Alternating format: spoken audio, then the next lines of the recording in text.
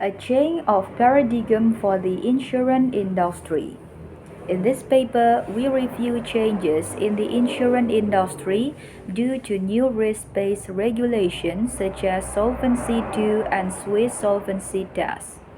The move from corporate management based on cash flow to risk-based management is described and discussed through its consequences on capital management, economic valuation, and the internal model. We discuss the limits and difficulties of enterprise risk management and its effect on the organization of companies and the role of actuaries in insurance. The risk or return relation is becoming a central element of the company's management, slowly supplanting the traditional accounting view. After the era of liberalization of the capital market and of the insurance industry in the late 80s, European insurance companies are today implementing the new Solvency II prudential rules, while Swiss insurers have been applying the Swiss Solvency Test, or SST, for several years now. Both regulations are intended to be risk-based and to address the deficiencies stemming from the market liberalization.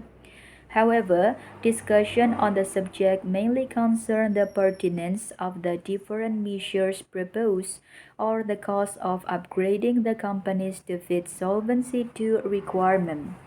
Contrary to the heated debates during the elaboration of risk-based solvency regulation, scant attention is paid today to the profound change represented by this regulation in terms of corporate management. In this paper, we want to highlight some of the development experienced by the insurance industry, pointing to some difficulties and evolution in the enterprise culture and organization. It is done from the point of view of practitioners who lived through many of these changes and who has also tried to theorize this evolution to best accompany them for preparing the insurance of tomorrow. Here, we shall explore some of the key features in this development and propose ways of improving it based simultaneously on the experience of a large international reinsurer and on our understanding of the challenges ahead of the insurance industry. The points made here apply to both insurance and reinsurance companies, as risk management doesn't essentially differ in both organizations. Bankers were the first to think about the role of capital for controlling risk.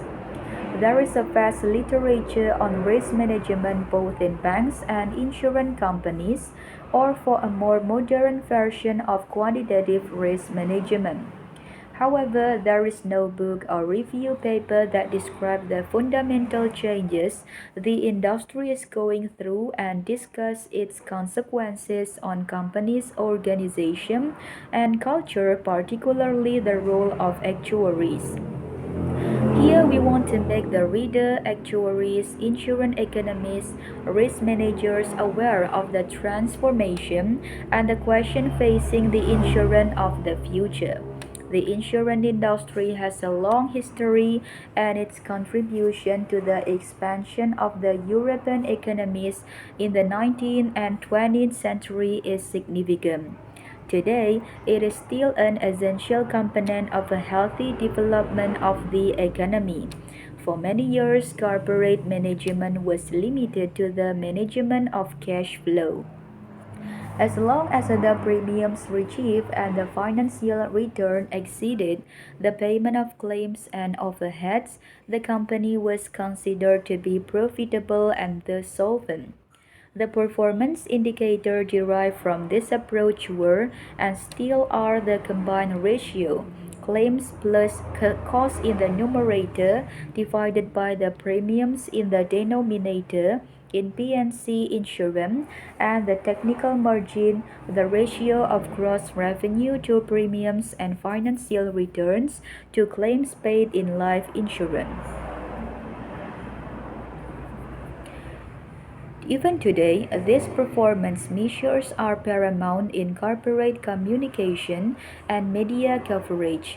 However, financial market pressure, banking regulation, and the new risk-based insurance regulation are leading to the gradual introduction of other performance measures such as return on risk-adjusted capital or RAC and return on equity or ROF, all of which are related to the concept of the risk underwritten by insurers.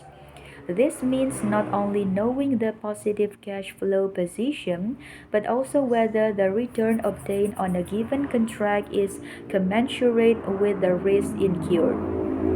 The notion of capital thus becomes a central issue. This capital must be correctly evaluated and allocated to the underwritten business. This implies profound changes in both the mindset and organization to meet this requirement. Life insurance companies were the first to introduce statistical method to calculate their premium based on mortality tables, which were already popular at the end of the 19th century. The actuarial calculation of premiums and insurance reserve became widespread and has continued to develop up until the present time. However, actuaries were usually confined to very narrow areas and didn't participate directly in corporate management. They were asked to evaluate the reserve requirement and calculate premium, but were never asked for advice on the type of business to be developed or the return on the underwritten business. The introduction of risk management at the executive level of insurance companies has completely changed the perspective and role of actuaries, who are traditionally responsible for quantitatively evaluating the risk. Company managers must now pay attention to both the new performance indicators and manage the company's capital. Market pressure is reinforced by regulatory requirement to encourage companies to rethink their operating methods and business model. In the following section, we will start by discussing the concept of capital, its definition, pointing out the distinction between available capital and RAC. We also examine its different usage and its management. In the third section, we discuss economic valuation and look at the controversy it has generated. In the current interpretation of the new paradigm, it is at the heart of the computation of RAC. In section 4, we describe the internal model used to generate the RAC and some ways it can be validated.